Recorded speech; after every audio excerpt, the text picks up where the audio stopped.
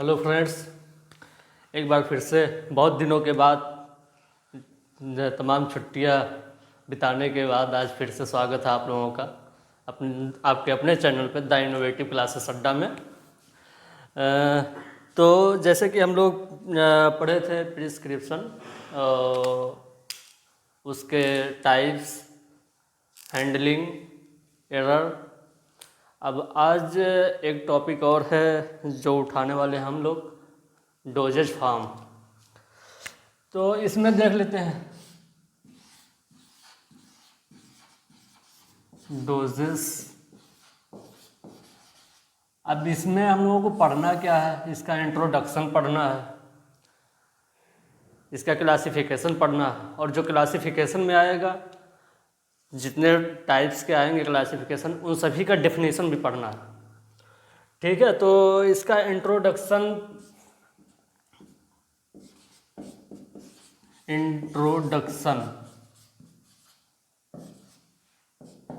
Of doses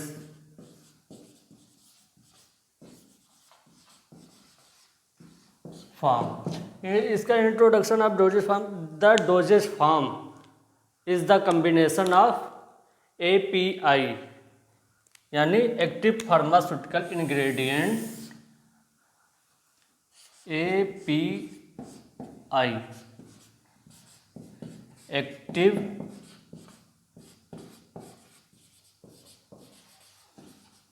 pharmaceutical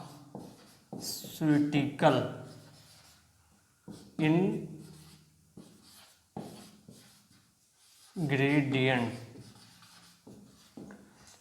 and excipient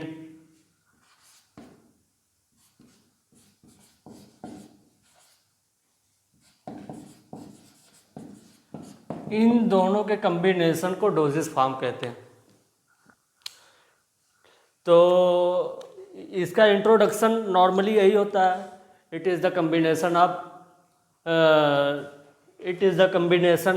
API active pharmaceutical ingredient and excipient, इन दोनों के मिश्रण इन द फार्मूलेशन, इन दोनों के मिश्रण, इन दोनों को कंबाइन करके जो भी ड्रग्स फॉर्म की जाती है उसी को हम क्या कहते हैं, डोजेज फॉर्म कहते हैं। और उस डोजेज फॉर्म का जो क्लासिफिकेशन है वो मतलब क्या कहते हैं, काफ़ी ब्रॉड है। उसको भी एक एक करके हम लोग देखेंगे अभी आगे चल के। इसमें आता है एक ड्रग। अब इसमें API जो है, अभी ये क्या कहते हैं, जो थेराप्यूटिकल एक्शन,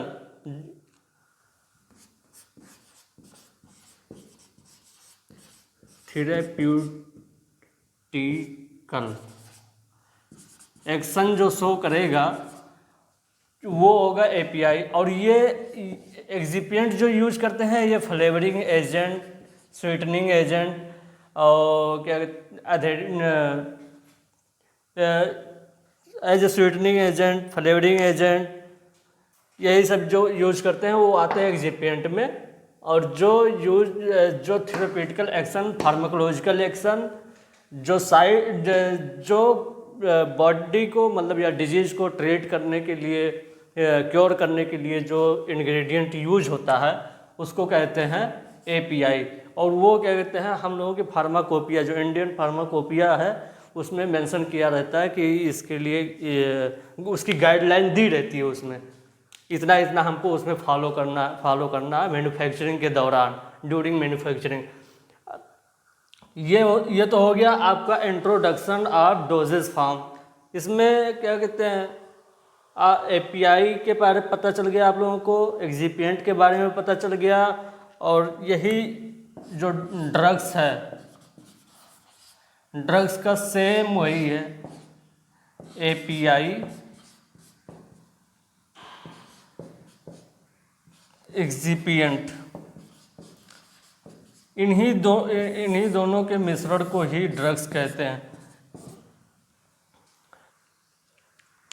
ये एक्सिपिएंट आपका फ्लेवरिंग एजेंट हो गया, स्वीटनिंग एजेंट हो गया, अदरिंग एजेंट हो गया, और क्या कोटिंग के लिए जो यूज किए जाते हैं उस एक्सिपिएंट में आएंगे।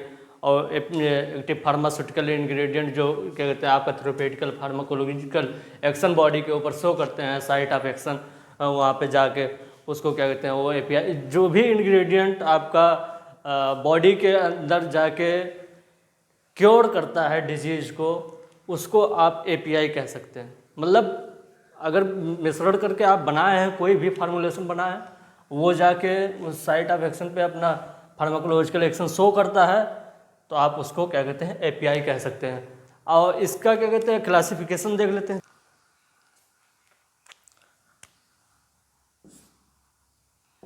क्लासिफिकेशन,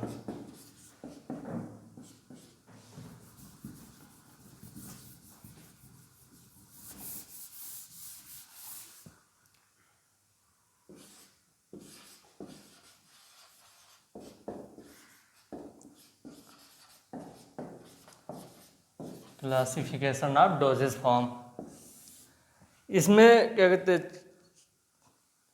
क्लासिफिकेशन 4 टाइप्स के हैं। डोजेज फॉर्म, पहला क्या है,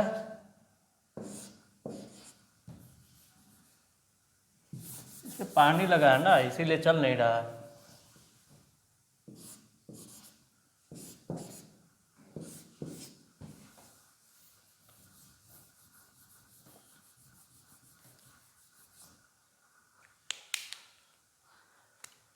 आपका ये पहला हो गया रूट ऑफ एडमिनिस्ट्रेशन।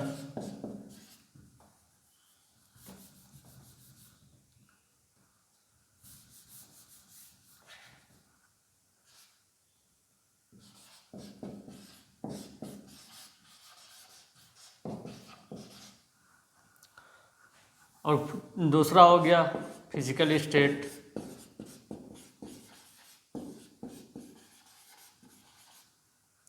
तीसरा हो गया आपका साइट ऑफ एप्लीकेशन।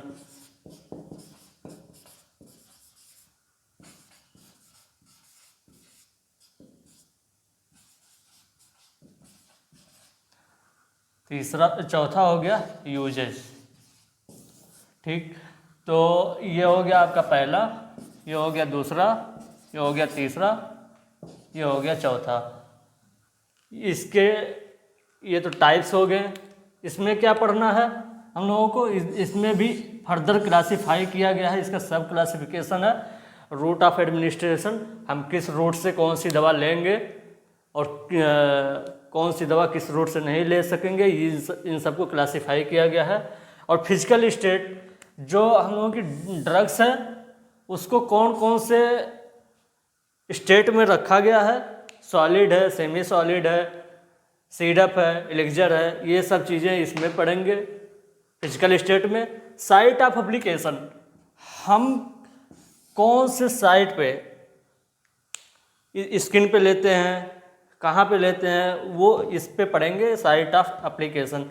ये भी फर्दर क्लासीफाई किया गया है। उसका यूजेज, इन डोजेज फॉर्म का क्या क्या यूज है, इस तरह के क्या जो क्लासीफाई किया गया है डोजेज फॉर्म को, इन सब के यूज क्या हैं, उन सबको 4th नंबर पे यूजेज में पढ़ेंगे। और ये हो गया वो अभी 1 by 1 करके रूट ऑफ एडमिनिस्ट्रेशन, और उसको देख लेते हैं। उसके बाद फिजिकल स्टेट देखेंगे, साइट ऑफ एप्लीकेशन देखेंगे, यूजेस देखेंगे। चलिए ठीक है, तो इसको नोट डाउन कर लीजिए, उसके बाद देखते हैं हम लोग। तो चलिए फ्रेंड देखते हैं ये क्या कहते हैं, आप लोगों ने नोट डाउन कर लिए है ना। तो क्लासिफिकेशन, अब उसी क्लासिफिकेशन में पहला हम लोगों का है क्या, रूट ऑफ एडमिनिस्ट्रेशन। अब इसमें देखिए कितने टाइप्स, 1 2 3 4 5 6 7 8 9 10 11 टाइप्स है। अब ये कैसे याद करने का क्या तरीका है, इसमें कुछ मेडिसिन ऐसी है, कुछ प्रकार की, जैसे क्या कहते हैं आपका सॉल्यूशन है, ये सब चीज़ें कॉमन है, बहुत सारी चीज़ों में कॉमन है। और ये याद करने का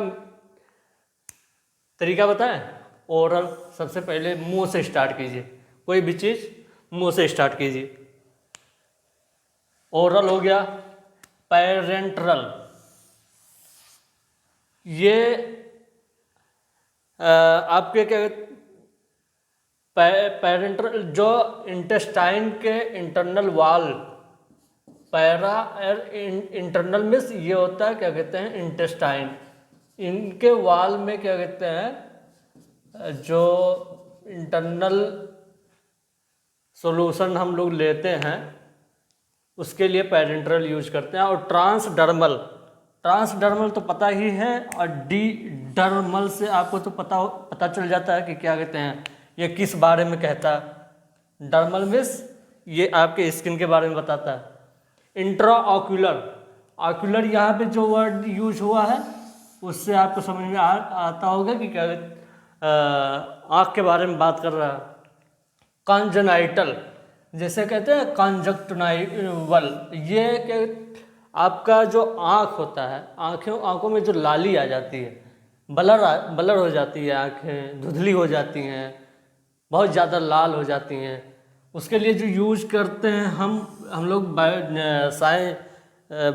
साइंस की दुनिया में जो मतलब डॉक्टरों वाले वर्ड में क्या उसका वो नाम लेते हैं कंजक्टाइवल। और वेजाइनल, इस रूट से भी दवाएं ली जाती हैं। सबलिंगुअल, किसी भी ग्लैंड के नीचे उसको मतलब ऐसे कुछ समय के लिए रख लिया जाता है जिससे थोड़ा थोड़ा क्या कहते हैं ड्रग्स एब्जॉर्ब होता है और वो अपना फार्माकोलॉजिकल एक्शन शो करता है। इंट्रानेजल, जो स्प्रे यूज करते हैं, जैसे इनहेलर यूज करते हैं, इनहेलेशन अस्थमा वाले, उसी प्रकार से कुछ ड्रग्स भी आते हैं जो हम लोग इंट्रानेजल वो हम उसमें फिल होता है और वो हम लोग नेजल स्प्रे उसमें स्प्रे करते हैं किसमें, नाक में। रेक्टल, इस ये आपका रेक्टल मिस अगर ना समझ में आ रहा हो तो यहाँ पे एनस लिख दें तो समझ में आ जाना चाहिए। इंट्रा रिस्पायरेटरी, इंट्रा रिस्पायरेटरी आपका क्या कहते हैं रिस्पायरेटरी ट्रैक्ट में जो हम लोग क्या कहते हैं चाहे वो यूज करते हैं जो अस्थमा वाले, उस तरह से समझ सकते हैं आप। यूरेथ्रल, जो कैथेड्रल लगाते हैं जहाँ पे मतलब किसी यूरेथ्रल जो यूरिन पास करने वाली जो नली है वो होती है और उसके द्वारा भी हम मेडिसिन ले सकते हैं। अब वो कौन सी मेडिसिन ले सकते हैं, सपोजिटरी हम लोग यूरेथ्रल के थ्रू भी ले सकते हैं। अब ये देख लेते हैं इसमें कौन कौन सी मेडिसिन हम किस रूट से ले सकते हैं, किस प्रकार की। ओरली तो हम लोग पाउडर भी ले सकते हैं, टैबलेट भी ले सकते हैं, सिरप भी ले सकते हैं, कैप्सूल भी ले सकते हैं, जेल, पाइल्स, सॉल्यूशन, बहुत सारी चीज़ें, एलिक्सर, ये सारी चीज़ें हम लोग क्या कहते हैं ओरली ले सकते हैं। पैरेंट्रल में आता है आपका सॉल्यूशन ले सकते हैं, पैरेंट्रल इमल्सन ले सकते हैं, ऑयल एंड वाटर और वाटर इन ऑयल, ये वाला जो इमल्सन होता है इसके जब डेफिनेशन हम लोग पढ़ेंगे इन सब का 1 बाय 1 करके थोड़ा थोड़ा करके अगर हो सके तो आप लोगों के पास टाइम हो तो डेफिनेशन पढ़ सकते हैं। इमल्सन, सस्पेंशन, इमल्सन के बाद सस्पेंशन आता है। इसमें तीन तरह की चीज़ें इसमें ले सकते हैं आप पैरेंट्रल में। सॉल्यूशन, कोई भी सॉल्यूशन हो वो फार्मूलेशन किया गया हो, इमल्सन, कोई भी इमल्सन जो बनाया गया है लैब में, सस्पेंशन। उसके बाद आता है आपका ट्रांसडर्मल। ट्रांसडर्मल में आपका है पाउडर, लोशन, क्रीम, ऑइंटमेंट। इसमें आपको मिला होगा जो चीज़ें यहाँ हैं वो चीज़ें यहाँ हैं, दोनों मतलब ओरली जो ले सकते हैं वो यहाँ मिलेगा आपको, ठीक है। और इंट्राऑकुलर आपका आता है सस्पेंशन, यहाँ पे भी है। ऑइंटमेंट यहाँ नहीं है, ऑइंटमेंट यहाँ है। सॉल्यूशन, मतलब कुछ चीज़ें ऐसे हैं जो कॉमन है, सारी उसमें सारे रूट से ली जा सकती हैं। उसको आप अगर याद रखेंगे, अगर कोई भी याद नहीं आता कि इस रूट से कौन सी किस प्रकार की दवा ली जाएगी, तो जो कॉमन सी याद है वही लिख दीजिए, एग्जाम्पल के तौर पे नंबर मिल जाएगा, ठीक है। कंजंक्टिवल उसमें ऑइंटमेंट आता है। वेजाइना के थ्रू जो ली जाती है आपका सपोजिटरी है, टैबलेट है और क्रीम भी है। ये चीज़ें आप वेजाइना के थ्रू ले सकते हैं। सबलिंगुअल, जो जैसे किसी भी यहाँ पे अगर मुझे कोई भी टैबलेट रखनी हो जस्ट दांत के बगल में, और उसको ना अंदर लेना हो ना उसको थूकना हो, कुछ देर के लिए रखनी पड़ती है, जिससे उसमें से क्या कहते हैं जो भी ड्रग्स है वो ड्रग्स एब्जॉर्ब होती है,